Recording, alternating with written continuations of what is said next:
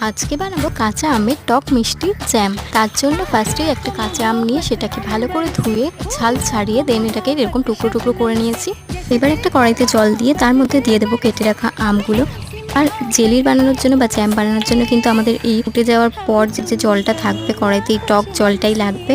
এই আমগুলো কিন্তু ফেলে দেবে না, এইগুলো দিয়ে তোমরা শরবত বানিয়ে নিতে পারো। এই যে জলটা আছে মানে আম সেদ্ধ জলটা, সেটাকে দিয়ে দেবো কড়াইতে। দিয়ে তার মধ্যে দিতে হবে পরিমাণ মতো চিনি। তো আমি এখানে চিনির বদলে ইউজ করেছিলাম গুড়ের বাতাসা। এটা ফুটে গেলে তার মধ্যে দিয়ে দেবো একটু ফুড কালার। এটা কিন্তু পুরোপুরি অপশনাল, তোমরা চাইলে নাও দিতে পারো। এরপর এখানে অ্যাড করেছিলাম সামান্য ভিনিগার, যাতে করে জ্যামটা বেশি দিন অবধি ভালো থাকবে। এটা এরকম ফুটে একটা চ্যাটচ্যাটে ব্যাপার তৈরি হলেই আমাদের জ্যামটা হয়ে যাবে রেডি। এবার এটাকে কোনো কাচের বয়াম কিংবা কাচের বোলের মধ্যে দিয়ে 8 ঘন্টার জন্য রুম টেম্পারেচারে রেখে দিতে হবে। তারপর তোমরা চাইলে এটাকে ফ্রিজেও রাখতে পারো। তো দেখতে পাচ্ছ আমাদের কাঁচা আমের জ্যাম এখানে তৈরি। তো আজকে ভিডিওটা এতটাই, সবাইকে টাটা।